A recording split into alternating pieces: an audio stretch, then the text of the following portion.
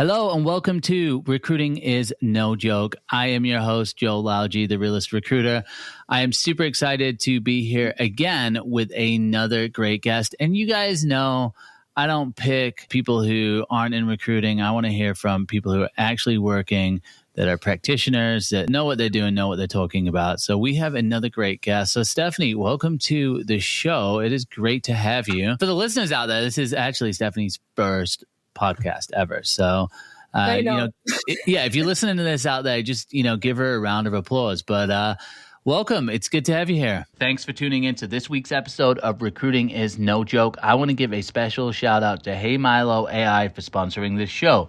You know how word travels fast when something actually works? Well, recruiters we know have started using Hey Milo AI, and they're already talking about the difference.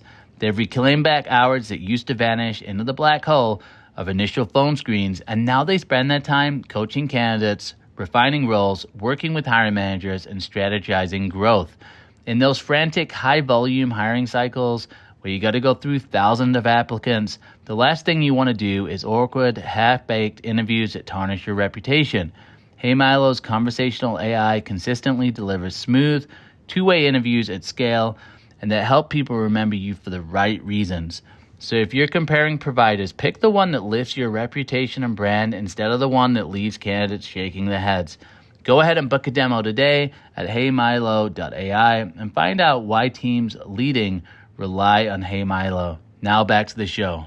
Thanks, Joel. And we've met a couple times. I just throw myself on your calendar to pick your brain on things. And that's good.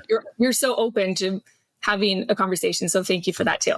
Yeah, no worries. Can you confirm that in real life, I'm not actually an AI bot? Is it confirmed? Do people think that about you? People say that? I don't know. People say a lot of stuff about me. So I'm a normal person, right? No, you have a deep fake out there somewhere, for sure. You do. I wish I would never have to make a video again. Funnily enough, this is a sidebar. We'll get into like who you are and what you do. But sidebar, Instagram actually has created an AI version of me. And what happens is on my Instagram account, which is like 200,000 followers, it actually responds for people. So I just set some parameters for it. There's certain things it won't talk about. But if someone asks that question, like, what's the best platform to apply for jobs? It will literally pull data from my videos I've done from that. Either send them a video that explains it or give them an answer. Isn't that wild? Is this an agent? What is it? It's an AI. They're beta testing it. So I think they only do it with people who have like a certain amount of followers, obviously, because they have so much content. I mean, I made 2,000 videos. Anyway, that has nothing to do with this conversation. So Stephanie, why don't you give everybody a quick introduction? Who are you? What do you do? Who do you do it for? I'm Stephanie. I'm a senior director of talent at Brightside Health, and I've been in healthcare recruiting for over 15 years now. So both personal recruiting, I know, and it's actually, I started in 2009, so you do the math, we're closer to 20 coming up here, but I really do love recruiting. But more so now, I love leading teams that love recruiting. Like that's the new passion, is like mentoring those to learn the way, because I never had that in any company I worked at. I always had to like learn the ins and outs of all of the nuances of recruiting. Currently, I'm at Brightside Health. I've been here since 2021. And Brightside was established in 2017, and it had the mission to deliver life-changing mental health care to everyone who needs it, right? So 2017 was pre-COVID. The whole emphasis was like, well, we need to do telehealth to reach those masses, those that are in remote areas. And then COVID hit and it just expanded, right? I was hired in 2021 and I helped build the infrastructure to hire across all 50 states. So I was employee number 19, and it's been a ride. It really has. And our results are so strong now. So 86% of our patients feel better in less than 12 weeks. And we don't steer away from the hard patients either. Like the acute patients are the majority of our cases here. And I have an incredible talent team, and I love recruitment marketing and doing things like this, even though I've never done podcasts before. So when you started, you had 19 employees. So give us, how many employees do you have right now? And then I'm sure you have a mix of like contractors, permanent employees. So you kind of paint the picture. Yeah. On the corporate side, we have around 200 employees. But when I started, we had maybe 20 to 30 clinicians. We call them clinicians, contract clinicians. And now we have close to 1,200. Wow. I know. So we scaled. And the reason being is because we started to get in with payers, right? So we started to accept major health insurances, including Medicare and Medicaid. So many individuals could seek help through Brightside, and we wanted to deliver on that. So when we're hiring clinicians, the contractors at Brightside, they have to have specific state licensure to deliver that care in each state. So it's this huge algorithm of hiring where someone could be licensed in a couple states and it's a good person for us to hire because we have a need. We have patients seeking care and we want to deliver that within 48 hours. So all of our hiring is driven by data, not hiring managers. I work with our data team more than anyone, which is really interesting. That is really interesting. I'm sure right now too, even post COVID, I think COVID was like 5 years ago, which it just blows my mind. But it seems like mental health is a huge issue. Number one, I feel like people talk about mental health a lot more, but then also the year or, year and a half or however long we were kind of in isolation for, that seems to have done kind of a number on people. And it seems like that's kind of evolving. Like I've noticed that like 5 years post-COVID, it seems like even a lot of the issues are like kind of coming out more and more and more. So there's a massive need. But tell me about the hiring, because most of the people I've had on the show, they have the issue of thousands of applicants. Like they post a job, they're getting thousands of applicants. My thought initially would be you probably don't get thousands of applicants. So tell me about healthcare hiring and the healthcare industry from your perspective. Like what are you seeing? Is it a field that people should be thinking about, especially in a time where like there's not a lot of stability with the corporate roles? That's great. So in response to your question, I didn't even answer why I do what I do. And I'm sorry about that. I do what I do now with mental health care is because I had postpartum depression a little bit and didn't even know what it was. And I was like, why do I feel sad when this should be the happiest time of my life, right? And so I learned I probably had postpartum in another recruiting role that I was in, okay? So that's why I got into this. But yes, hiring for healthcare or clinicians specifically is very different than hiring corporate. I do lead talent on both fronts. Okay. When we post a corporate role, since it's a remote opportunity, we have thousands of applicants. And unfortunately, our ATS right now, which I'm not going to get into, doesn't allow us to leverage certain tools. Every single ATS provider, every single work is going to ears just pricked up and now we're going to reach out. They're working with us. We're figuring it out. Anyway, on the healthcare side, you're right. We do not have nearly as many applicants because it's so competitive, especially in the mental health space where you have hundreds of mental health companies popping up that are also offering remote opportunities. So you have to get super creative in how you're creating awareness for clinicians to know about your company, for us, Brightside Health. Otherwise, we'll just end up in the mix and not be one that stands out. So on average, I don't want to give too much information, but we're sourcing a lot to keep on top of the hiring that needs to be done. And just so people know out there too, because we kind of got a mix of audience of recruiting, job seekers, it's probably a mix of both. When we say sourcing, that's actively going out and finding people, that's not posting a job and then getting applicants for these roles, just to clarify. 100%. Yes. We have a number of states. California, for example, is the biggest hiring need we have, and we get the least amount of applicants just because it's so competitive to hire there. Everyone and their mom is trying to hire a therapist in California. So the competitive nature of it is outrageous. And that's why we have to get creative and do a lot of recruitment marketing to get in front of these folks so that they know about Brightside. Just create the awareness, right? And then they can be interested once we're in front of them 10 plus times. You know what I mean? Yeah, so, 100%. Yeah. And then once we do get in front of them, that's where our recruiters need to be the brand. We need to represent the why Brightside is the employer of choice or the platform they should sign up for to be an independent contractor. And you have to be creative. You can't be just a reactive recruiter in the healthcare space. Everything is getting in front of individuals and just sharing the journey and sharing the why behind why you're hiring or why they should come on with you. I know, because you just told me before we got on, but I think you've told me this multiple times as well. And it's pretty impressive. You have won awards, company, but obviously you're involved, you're leading these efforts. You've won awards for creating talent communities. And look, I think the word community gets thrown out a lot, by the way. And I even think sometimes I hear talent community and I've seen some of the talent communities, not necessarily a lot of community going on there. So walk me through how you view talent community and how it's actually working for you. Obviously, you're talking about awareness and top of funnel, but you can create a lot of awareness and not everybody's going to be a buyer in the right moment, or not everyone's going to be the right candidate in the right moment. So talk to me about this community and your thoughts around it, and how you've been involved and how you've kind of worked to foster this into something that's actually delivering you the results that you're looking for. The community we created is called the Brightside Talent Collective. And it was selfishly created because I did not want to be so reactive to hiring, full transparency. And I remember looking at the data. It's all right to say you didn't want to do, keep on doing the hard work of just, the hamster wheel over and over. It's okay. Good. No, not my style.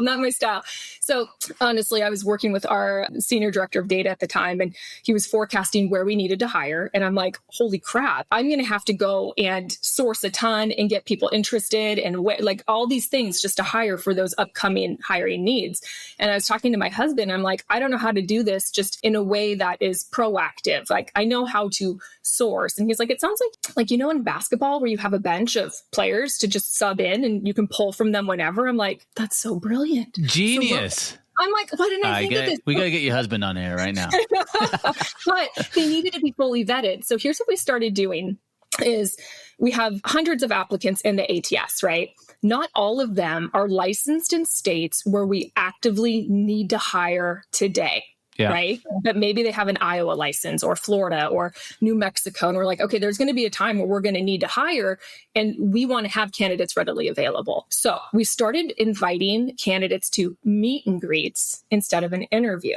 So a fourth of all of the time slots our recruiters have are meet and greets so that we can continue to cultivate these relationships of clinicians that are super qualified, right? Their background is stellar, but we just don't have a need for them right now. So we meet with them. It's like an interview. We're building rapport.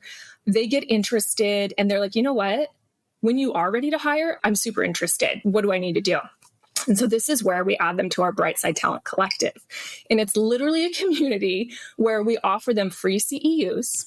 They have wellness opportunities where they can join. I think the last one was like what is CEUs?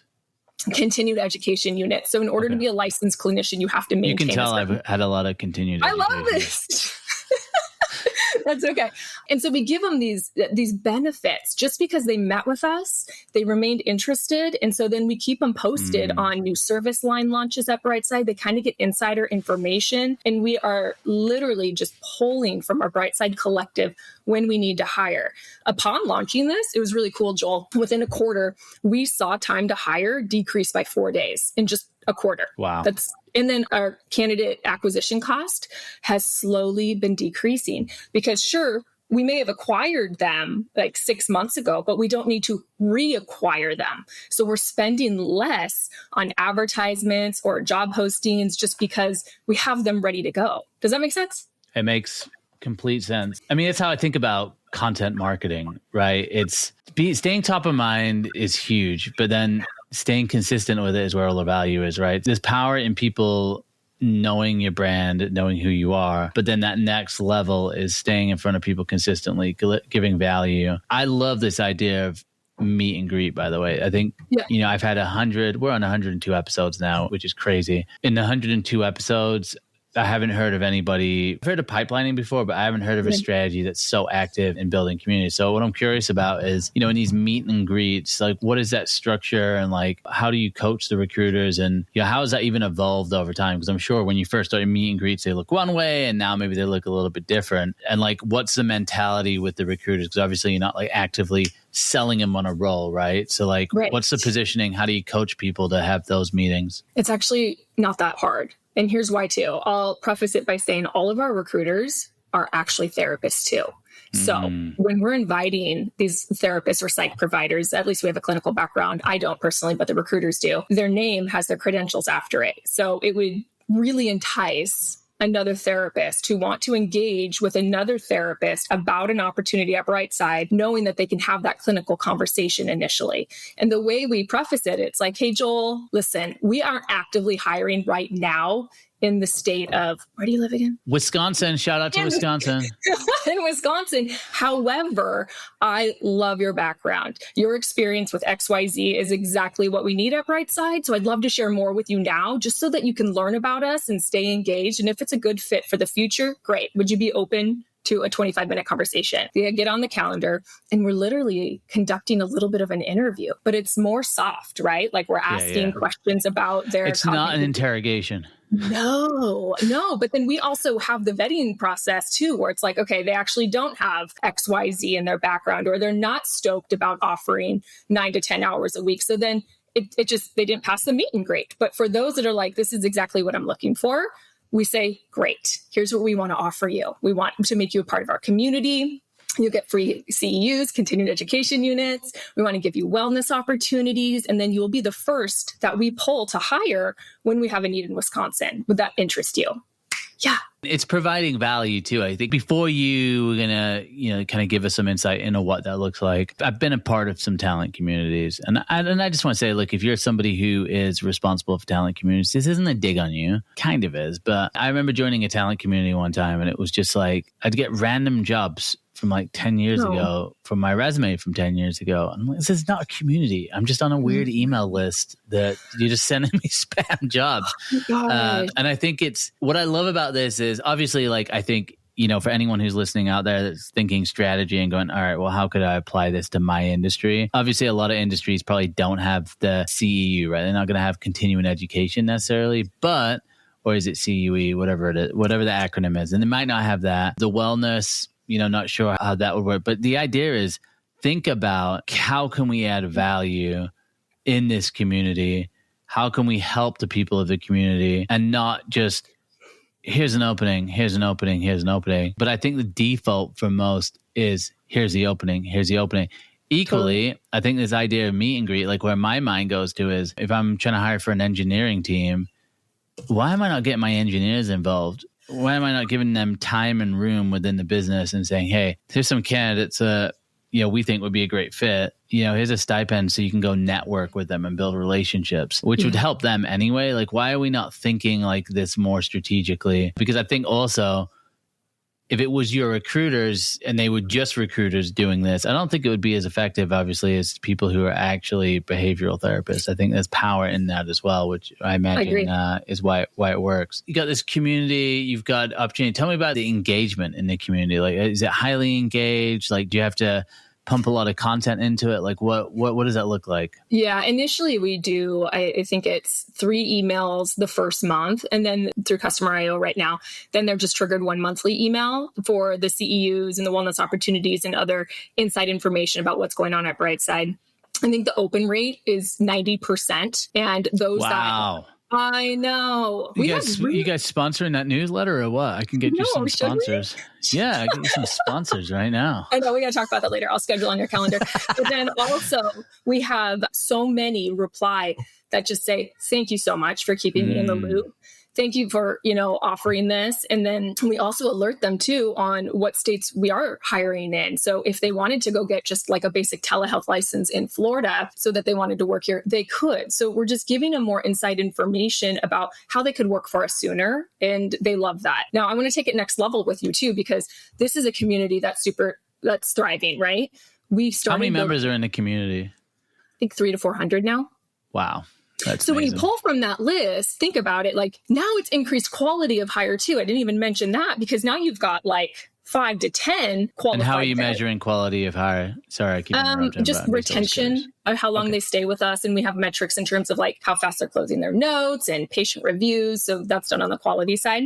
Cool. But next level community that we're building is for associate therapists. Now listen to this. This is super cool. We have a LinkedIn community currently because we don't hire therapists who are not licensed yet. But those associate therapists who have a supervisor will be licensed one day. So we created a community on LinkedIn for associate therapists so that they can ask us questions about the licensing process, about working telehealth, about any inside information that they want to know before that they do get licensed. And we're adding supervisors to that community. This is in the initial phase, but what triggered it was we started to do webinars for universities for therapy programs. It was called How to Wow a Recruiter in Telehealth. And the students said, how do we continue to stay connected? How do we continue to learn more? Because telehealth is the route we want to go. That's another way. You just said, you got to add value. You can't just take from candidates. You have to give something back. And I think 100%. That's what we found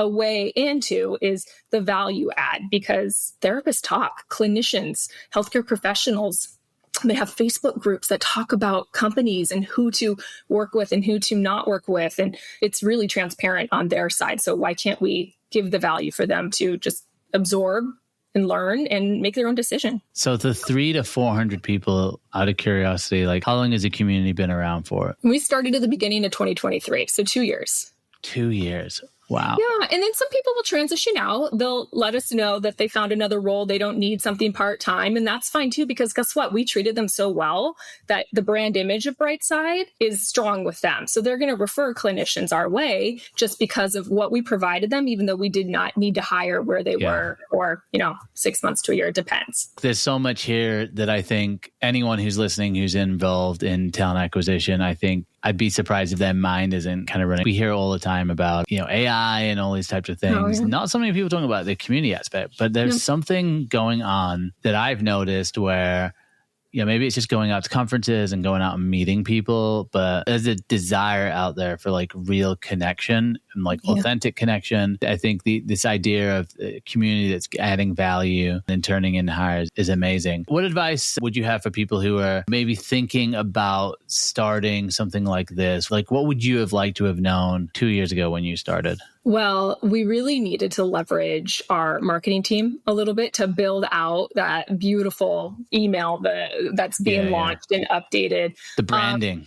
The branding, I know. So going into it with just a year email plan, right? Like if we were to create a community, what kind of content do we want to give them over a year? What kind of benefits will we offer them and actually add value lined up through the 12-month calendar year? So you really have to plan out if this is something that you can even offer value for. Do you have time capacity? Because there have been times where we just need to hire so much that we don't have time for as many meet and greets like we want to. But if we can sneak them in when we start to slow hiring just for a little bit, we always will. So you have to have capacity. You have to have, the brand ambassador recruiters on your team that can sell an opportunity that's not right now. It's going to be in the future. So they have to be really enthusiastic about what's to come. If you have recruiters that are just reactive and just need to hire right now, and they cannot present the brand and the future hiring mindset, it's not going to work. I love it. I think sounds like almost like being patient with things as well would be huge. What about for people who, so much talk right now around like the job market, it's a brutal job. Maybe it's just me because every other video I make is about how brutal the job market is. But do you think there's a lot of opportunity, within healthcare in general? And obviously you're on the behavioral therapist side. So like, is this a career that you think people should go into? And, if they're, let's say entry level, college level, they're deciding on what to do. There's one way to look at it like, hey, there's jobs. Let's just do it. What questions would you say that people need to really ask themselves before getting into a field like this? Because I imagine it's pretty stressful at times. There's a lot. Like you really got to care about people. Like what are some of the things that you would having people focus on outside of just the fact that there's open jobs? So mental health therapists are incredible human beings. They truly just want to help others live their best life and get through the most challenging situations that they could go through, right? Interesting part, though, is reimbursement for therapists is not a ton, unfortunately, right? So you have to be okay with making good money, but not great money, and knowing that this is just something that makes you feel good about what you do. I mean, the therapists we hire are just such incredible human beings, but to get to be a licensed therapist is also a lot of time and money because how many years of schooling is that? Oh my gosh. Yeah. So you have to have your bachelor degree, right? And then you have to go get your master's in the credential that you choose, mental health therapist, licensed professional counselor. And then you have supervision that you need to complete under another licensed therapist. There's a lot to it. And I think there's some statistics, so please don't quote me, but I feel like it's 50% of individuals who complete their master's never get licensed. Wow. Please don't quote that. I literally need to go gut check that. But it's that.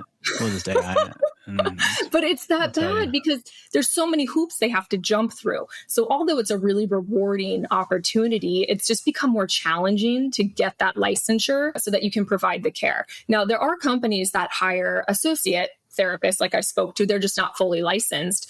For us, because we provide care to more acute patients, we want fully independently licensed clinicians, which again is just harder to find. And you've got so many mental health companies trying to chase down those therapists as well. Well, I know we've talked a lot about, the behavioral therapist side. Obviously, it's a huge part of your guys' business and the hiring.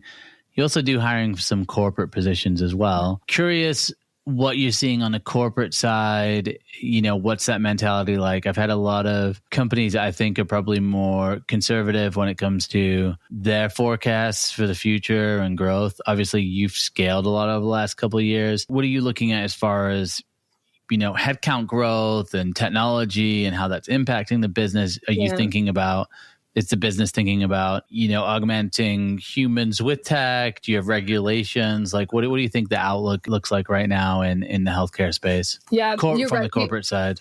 Totally. So we've definitely scaled up just so that we can build everything that we needed to build for Brightside Health. There was a lot of new service lines that we needed to launch, and we're at the point where we're done building. So we did have to scale down a little bit just because the infrastructure is in place. So we have one corporate role open right now. And I can help you with that one. No, I think I got it. I saw it's just boom, boom, boom. I hope you got it. Yeah. And so I don't think we're going to be hiring a ton on the corporate side. And I think corporate hiring in general, it's going to be a challenge for a lot of organizations, especially when you have remote opportunities and when you're flooded with so many incredible candidates. I think a piece of me aches for those that, are just mad applying to anything and everything just so they can get any type of feedback. It got to the point where I was like, listen, we have so many applicants that we have to reject. Like, I would love to give them a promo code to Brightside Health to give them a discount. So we started doing that for a while just because we want to give some sort of value, right? And someone thought it was spam and we had to cut that because I'm like, we're just trying to give back. We cannot get to everyone. It's going to be a tough market, I think, for the next 2 years. And for us to hire, it's taking more screenings because I want to obviously get in front of a bigger, diverse pool. Since we have so many applicants, I don't want to miss someone that could potentially be a good fit. And we're putting them through a little bit more work to make sure that the hire is appropriate for the success and growth we're looking for. So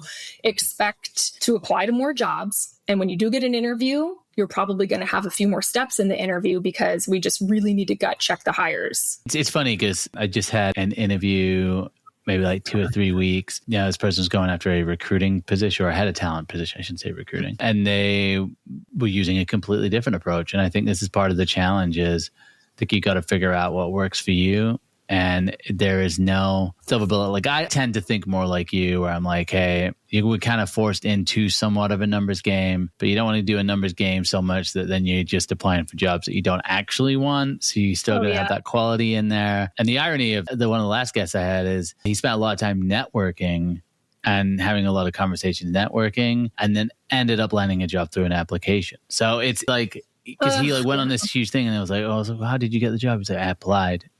So it's just like, you can't win. You don't know. There is no algorithm to land a job. There's no. Although there's talk about the algorithm, right, with Workday right now in litigation, and it's going to be interesting because someone just told me that in Europe they put a lot of AI regulations, and one of the areas that was like the top of the concern was HR and recruiting. And so now in Europe, I guess there's going to be regulations where you have to say and show how you're using AI throughout the selection process to show that you're doing it in an ethical way. Now, the fear is, I think, for a lot of people in Europe is that they're going to fall behind like the pace of AI and how it's going. I don't know if you just saw like New York, they just said like for layoffs, for example, like you have to say now in New York, I don't know how they're going to regulate this, but you're going to have to say, if you put a warn notice out, you're going to have to specify whether it's to do with AI. So we might be able to get some data on whether or not like jobs are actually being replaced by AI. I think the challenge right now is there's a lot of uncertainty. Like, I feel like since the pandemic, I've heard the word uncertainty more than I've ever heard it in my life. And it's just, totally. Anyone you talk, how's it going? I'm uncertain. What are you doing today? I don't know. No, it's not that bad, but it's like, there's a lot, like, I remember a time where like I would get on a call and it was like anybody I talked to in talent, it was like we're 2Xing, we're 3Xing, we're 10Xing. Everything was Xing. Like, it was like, what are you doing? We're 10Xing. Of course. And it's like, I cannot remember the last time I heard somebody say something X It's just not a thing anymore. And, see a couple of a tough job market already with layoffs. And I think for a couple of years, I was like, well, might just get like a little bit of a bounce back. And then ChatGPT got released. And it was like, as soon as that happened, people started thinking and businesses started thinking like, oh, wow, like what are the possibilities? It's just, you just saw a shift. You said 2 years. So obviously I'm not going to hold you to the 2 years, but like you mentioned the 2 years, like, is that kind of like, is there a thinking behind that? Or are you just like, oh, it's 2 years? Like curious on that. I don't know. It's like nothing happens fast anymore. Like, I don't know. It's just the dust needs to settle. For me, like there's this on the corporate side, we'll continue to play safe, right? Because the last thing we want to do is have to scale up to scale down again. Like no one wants to do that at all, especially when you're in a startup. So I think I could be very wrong with that. On the clinician side, hiring and we hire nearly 100 clinicians a month to keep up with the patient volume. That's not going anywhere. So that's where healthcare is so much different than corporate, and leading both. It's just different worlds. Like I physically have to transition mentally when I'm stepping into a clinical recruiting meeting versus a corporate recruiting meeting, right? They're just two different worlds. Okay. So just to give some context there too, like you put out a corporate position, do the job posting. How many applicants are you getting considering you're fully remote? Over 1,000. Yeah, in 2 days. I have to take it down. In what time period? Probably 2 to 3 days for specific roles. Yeah. And I've been talking about this more. I mean, obviously when you have 1,000 people, not every single one of those people are qualified for the job. Right. But if you were to give like an estimate, what percentage of people do you think are like truly qualified? And what I mean by qualified is, the hiring manager is going to seriously consider that person. Right. They check all the boxes. I'd say 5 to 10%. I will move to reviewed, consider, and then I'll screen maybe 5% of those. I mean, it's not. So you're saying 1,000 people, 5 to 10% would be 50 to 100 people. Mm-hmm. So let's say 100 people to keep it easy. If you apply to that job and you are qualified, whatever, you basically have a 1% chance of getting a job. Wow. Good math, Joel. I know. I've been doing really. Continued education units. Yeah, you're doing that. I know. It's very true. And I lean into sourcing a lot. And here's what's interesting is I'll go out and I know the persona that we need for an individual. And so I will go and I'll find a diverse candidate pool that meet the mold for the hiring manager, and maybe just one of them have applied to the job out of, 15 to 20. So you have to physically go and just approach those that do make sense for the opportunity at hand or do check every box, just because I don't want just wait on applicants. I want to go find someone that actually maybe is exactly who we're looking for, but isn't aware of the opportunity. So even when I'm posting a job, I'm sourcing on top of it. Always, always, always. I love that. Mm-hmm. Well, look, I know well, it's time. I mean, it's 35 minutes. This is your first podcast. Doesn't the time fly? Isn't it weird? It's like you look at the time and it's like we're 10 minutes in, and then you look at the time again, it's like 35 minutes. This is wild. Well, give us a little info. Where can people find you? Where can people connect with you? Where can they find out about Brightside Health as well? No, I'm only on LinkedIn. It's my only social. I think what? We talked. No, I know it, but look what you just did this whole you're going to have more time at home thing. So yeah. Look. I just did a post, guys, on LinkedIn saying I was going to spend less time on social media, but let's just give some context here. I was spending 8 hours a day on social media. So I'm going to be real here. Even if I cut that to 25% of the time, I'm still spending 2 hours a day. So I think people were thinking like, oh, he's going to do a social media fast. I'm like, no, I'm not going to go that extreme. But anyway, enough about me. So no other social media other than LinkedIn. What about Brightside Health? Where's the best place to go? Yep. Brightside.com. Right. So we offer access to, I won't do my sales pitch, but if you know anyone that do the pitch. If anyone needs mental health support, we honestly have therapists and psych providers available within 48 hours in all 50 states. So please go. We take all major insurance companies, and we've launched a teen program. We have a suicide prevention program, and we're leaning into a mental health IOP program, which is going to be a game changer too, because that's through telehealth is much easier than having to go to intensive outpatient care in person. So go share the word. Connect with me. Let's talk recruitment, marketing, all the things. I love it. And then where is you going to be out of town, or are you going to be going to like any conferences or out and about? Anything coming up? Anything exciting? Not currently. I'll see what we can get into for Transform again. Love Transform. All right. Shout out to Transform. Well, look, it's been a pleasure having you on the show. Really excited that, this is your first podcast, hopefully the first of many.